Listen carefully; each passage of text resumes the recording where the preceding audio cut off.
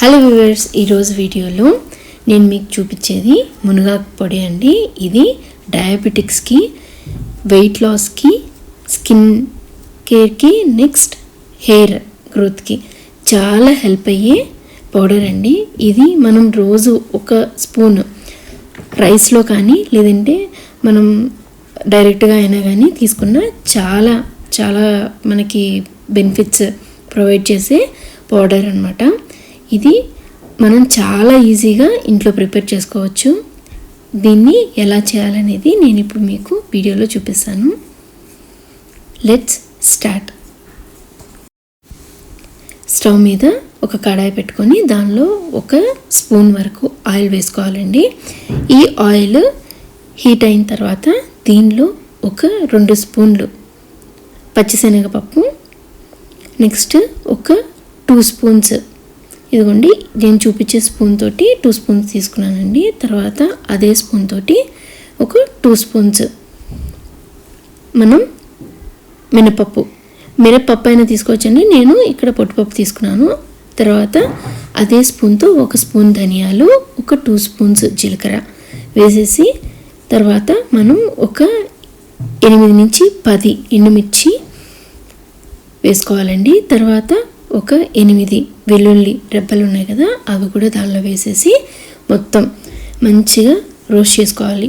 ఇవి ఎలా రోస్ట్ అవ్వాలి అని అంటే మనకి కలర్ అనేది చేంజ్ అవుతుందండి. పచ్చిశనగపప్పు, ఈ చిల్లీ ఉన్నాయి కదా, చిల్లీ కూడా మనకి లైట్గా కొంచెం బ్లాక్గా వస్తుంది అనమాట. అంటే మరీ బ్లాక్ అవ్వకూడదు, అలా అని మరీ రెడ్డిష్గా ఉండకూడదు అనమాట. కొంచెం ఇదిగోండి ఇప్పుడు ఇలా టర్న్ అయిన తర్వాత మనం దానిలో ఒక కొంచెం చింతపండు అంటే ఇదిగోండి జస్ట్ ఒక చిన్న పీస్ అనమాట. ఆ పీస్ చింతపండు వేయాలి. వేసేసి జస్ట్ రోస్ట్ అవ్వనివ్వండి. నేను చెప్పాను కదా, కొంచెం లైట్గా బ్లాక్గా చిల్లీస్ వచ్చేంత వరకు రోస్ట్ చేసేసి పక్కన ఉంచండి. ఇప్పుడు ఇదిగోండి ఇది మనకి మునగాకండి. నేను ఇది ఒక 2 days కొంచెం సన్ డ్రై చేశాను. అంటే మనకి బాగా ఇది క్రష్ అయిపోతుంది అనమాట. ఇలా క్రష్ అయ్యేటట్లుగా చేశాను. లేదన్నా మీరు డైరెక్ట్గా పచ్చిదైనా కానీ కొంచెం రోస్ట్ చేసి వేసుకోవచ్చు, డ్రై రోస్ట్ చేసి వేయచ్చు. నేనైతే కొంచెం ఎండబెట్టి వేసాను అనమాట. ఇది మనకి ఎండబెట్టి వేస్తున్నాం కాబట్టి అట్లీస్ట్ ఒక 1 year అయినా కానీ మనకి నిలవైతే ఉంటుందండి. ఇదిగోండి ఇప్పుడు అంతా రోస్ట్ అయిన తర్వాత నేను అది తీసేసి పక్కన ఒక ప్లేట్లో ఉంచేసుకొని ఇప్పుడు ఏదైతే నేను డ్రై చేసి పెట్టుకున్నానో ఆ మునగాకుని కూడా జస్ట్ ఆ ఆయిల్లోనే, మనం ఏమి ఆయిల్ యాడ్ చేయట్లేదండి, జస్ట్ దాన్ని కొంచెం హీట్ చేస్తున్నాం అనమాట, అంతే. ఇప్పుడు ఈ 2 బాగా రోస్ట్ అయిన తర్వాత దీన్నైతే మనం ఏమి ఎక్కువ ఫ్రై చేయని అవసరం లేదండి, జస్ట్ వేడి పెట్టడం అనమాట, అంతే.